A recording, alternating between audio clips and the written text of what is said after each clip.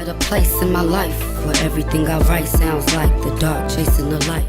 The title was definitely inspired by the story of the song. And it was really organic how the title came about. So I would say just maybe me being so much involved in the story and in the moment is what inspired that title to manifest, I guess.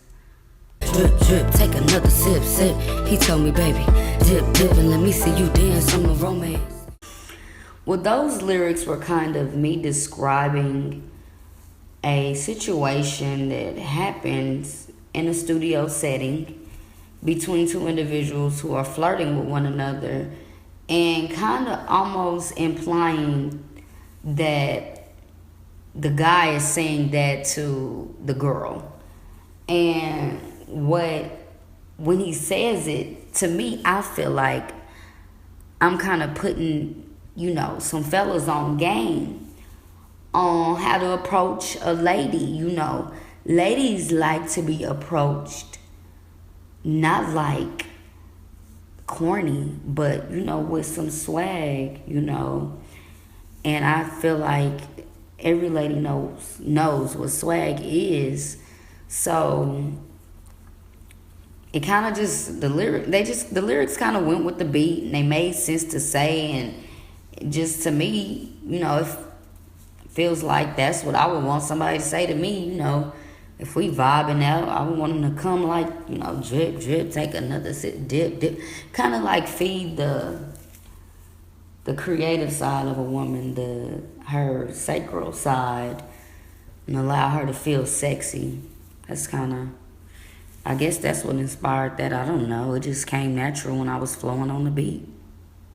Never seen it coming, knew I was good for running. And I know my love is stunning, but it wasn't good enough for you to open up. Gave you my grip. Well, the second verse was definitely about, a relationship that I was in while I was staying in New York. I did not tell a lot of people about that relationship. And so a lot of people, as far as, like friends and family, they were asking like, you make so many songs about love and we've never seen your boyfriend. And I'm just like, well, I had one. So yeah, that's that. And the relationship, we are no longer together. I think the relationship did not end well.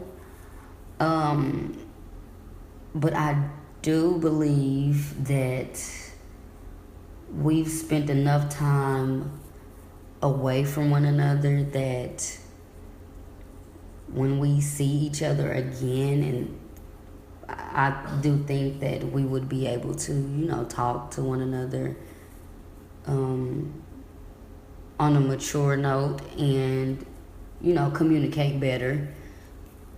But that's really not, that's here nor there. So, yeah, that's that. Grabbed his hands, put him on my heart and told him keep me safe around these sharks. He played me like a harp.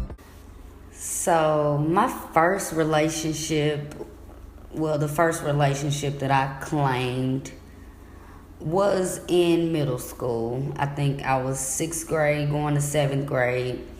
And this was during summer school, and of course, the guy who I had a crush on, I had my homegirl go ask him would he date me, and she came back later on during school, like, he said yes.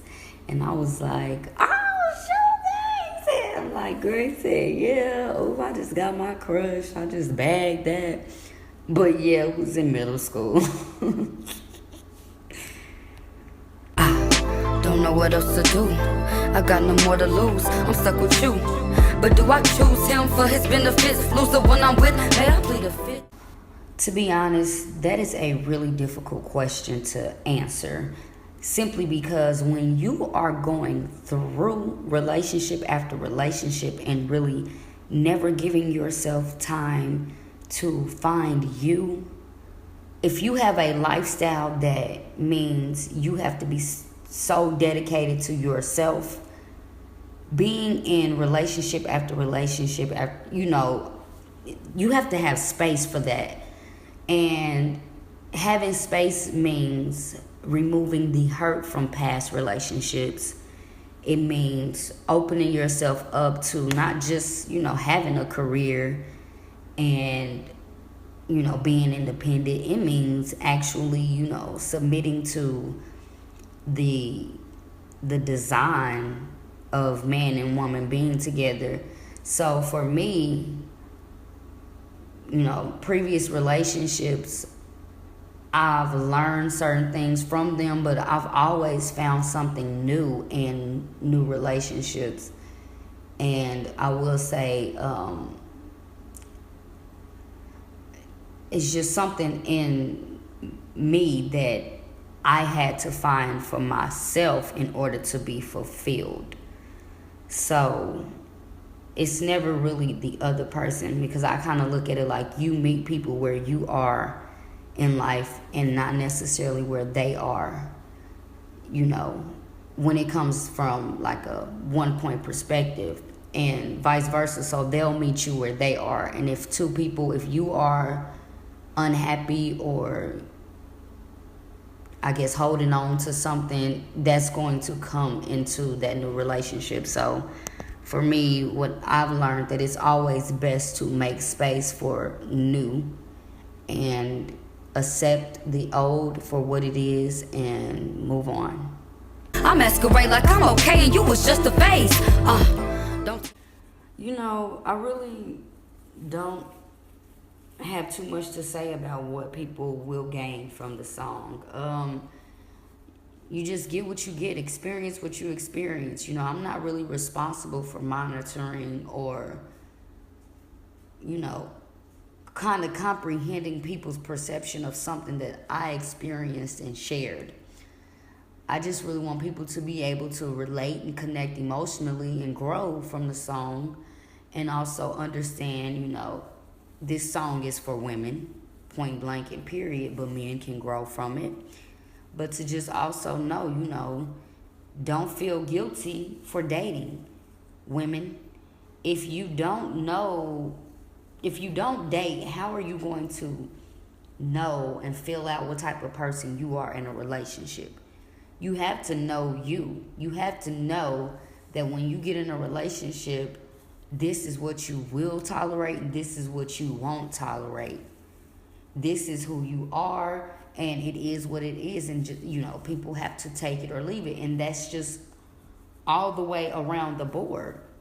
And you should not feel guilty for being confident in knowing who you are when you get involved in relationships. And also, know that relationships, some work, some don't, but growth is inevitable if you allow it to, flow through and make you uncomfortable.